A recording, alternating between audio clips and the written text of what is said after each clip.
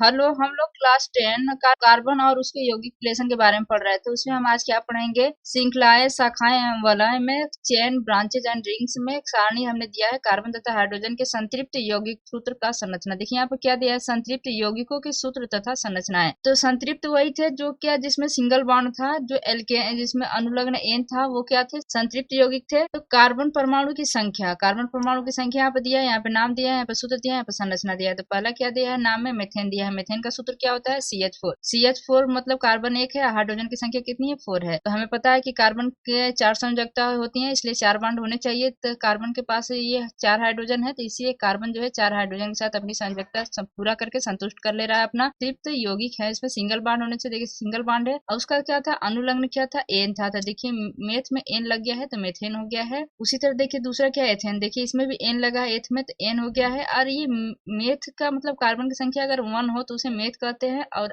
Carbon की संख्या 2 हो तो उसे एथ कहते हैं, और कार्बन की संख्या 3 हो तो उसके प्रोप, और कार्बन की संख्या 4 हो तो उसे ब्यूट कहते हैं। और उसमें क्या है? एन लग गया है, एन लग गया है तो इसका नाम हो गया। इसके बारे में हम आगे पढ़ेंगे। तो दूसरा देखते हैं एथेन। एथेन क्या है? C2H6। तो C2H6 इसमें कार्बन की संख्या कितनी है? 2, और हाइड्रोजन की संख्या कितनी है? 6 है। देखिए हमने यहाँ पे लिखा है कार्बन के साथ ये संरचना बना है, ये कार्बन 1 2 कार्बन है, कार्बन है, इसके नीचे 2 हाइड्रोजन हो गया, और कार्बन के 2 ऊपर हाइड्रोजन हो गया, तो 4 हाइड्रोजन हो गए, और 2 हाइड्रोजन क्या है? दोनों के साइड में हो गया, तो ये 6 हाइड्रोजन हो गए। अब इसकी जो है बॉन्डे भी पूरा हो गए। देखिए 1 2 3 4 कार्बन के 4 बॉन्ड हो गए, इसके भी, इसका भी 1 2 3 4, इसके भी कार्बन के 4 बॉन्ड हो गए। उसी तरह तीसरा है प्रोपेन। प्रोपेन में क्या होता है? C3H8। तो इसमें क्या है? कार्बन की 3 संख्या और हाइड्रोजन की 8। तो देखिए हमने यहाँ कार्बन पर लिख दिया, पहले श्रृंखला कार्बन की हम बना लेते हैं, उसके बाद आसानी होती है। तो पहले हम कार्बन की श्रृंखला बनाएंगे। 3 कार्बन हो गया, 1 कार्बन, 2 कार्बन, 3 कार्बन, इसके बाद 3 नीचे हाइड्रोजन, 3 ऊपर हाइड्रोजन, 6 हाइड्रोजन हो गया, 2 हाइड्रोजन के साइड में हो गए, तो ये 8 हाइड्रोजन हो गए। उसी तरह चौथा क्या है? ब्यूटेन। ब्यूटेन क्या है? इसमें क्या है? कार्बन की संख्या, इसकी सूत्र क्या होता है? C4H10। देखिए C4H10 है तो कार्बन की संख्या कितनी है? 4 है। तो देखिए हम पहले 4 कार्बन लिख लेते हैं, 1 2 3 4। अब इसके बाद 4 कार्बन से नीचे 4 हाइड्रोजन जुड़े हैं, ऊपर 4 हाइड्रोजन जुड़े हैं, और साइड में 2 हाइड्रोजन जुड़े हैं, तो 4 4 4 8 2 10 हाइड्रोजन हो गया। पांचवा पेंटेन। पेंटेन क्या हो गया? कार्बन की संख्या इसमें 5 है, इसलिए पेंट पढ़ाता है, इसमें एन लग गया है, ये पेंटेन हो गया। तो C5H12 हो गया। तो इसमें जो है कार्बन की संख्या कितनी है? 5 हो गई, तो 1 2 3 4 5 कार्बन हो गया। इस 5 कार्बन से नीचे हाइड्रोजन जुड़े हैं, ऊपर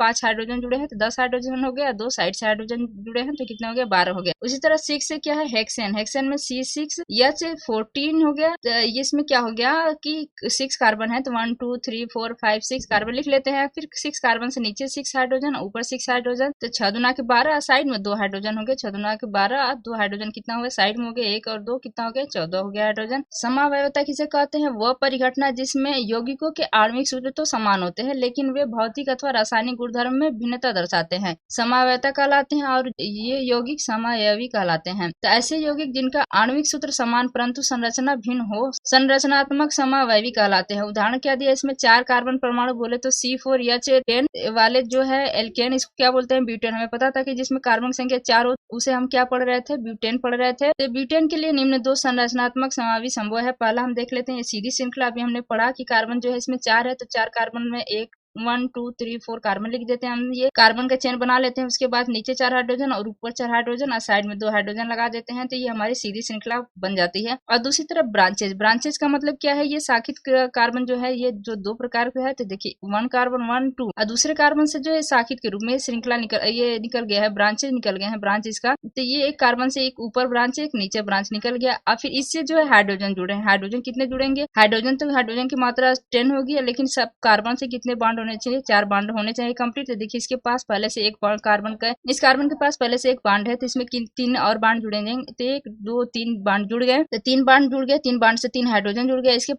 पास भी 1 2 3 हाइड्रोजन जुड़ गया, 3 बॉन्ड हो गया, तो इसके पास भी हाइड्रोजन जुड़ गया, तो इसका भी 4 हो गया बॉन्ड, पूरा इसकी संयोजकता संतुष्ट हो गई। फिर इसके बाद इस कार्बन का भी देख लेते हैं, तो देखिए 1 2 3 पहले से था, इस एक हाइड्रोजन जुड़ गया, इसकी संयोजकता पूरी हो गई। और फिर इस कार्बन का हो गया, इसमें 3 हाइड्रोजन हो गए, 1 2 3 और 3 हाइड्रोजन, 3 बॉन्ड, 1 2 3 और 3 बॉन्ड से 3 हाइड्रोजन जुड़ गए। पूरे हाइड्रोजन की संख्या कितनी है? 10 है। तो ये क्या है? ये शाखित श्रृंखला संरचना है। उसी तरह अब आते हैं प्रकार्यात्मक समूह। प्रकार्यात्मक समूह को क्या बोलते हैं? क्रियात्मक समूह बोलते हैं, क्रियात्मक समूह बोलते हैं, और इसे इंग्लिश में क्या बोलते हैं? Functional group. परमाणु अथवा परमाणुओं का समूह जो कार्बन यौगिक की अभिक्रियाशीलता बताता है और उसके गुणधर्मों अथवा क्रियाओं को सुनिश्चित करता है। क्या कहलाता है? प्रकार्यात्मक समूह कहलाता है। वे समूह, या कह सकते हैं आप उसे कि वे समूह जो किसी कार्बन श्रृंखला से जुड़कर उसके रासायनिक गुणों का निर्धारण करते हैं, क्या कहलाते हैं? क्रियात्मक समूह कहलाते हैं। उदाहरण हम देख लेते हैं। देखिए ये R क्या है? ये रिएक्टेंट है, मूलक है। इससे क्या जुड़ा है? OH से जुड़ा है। ये क्या है? क्रियात्मक समूह है। इसमें क्या है? OH इस यौगिक के रासायनिक गुणों का निर्धारण करता है, तो हम कह सकते हैं यह क्रियात्मक समूह है। अब हम कुछ क्रियात्मक समूह और इसके क्रियात्मक समूह के सूत्र के बारे में देख लेते हैं। तो पहला क्या है? एल्कोहल। एल्कोहल का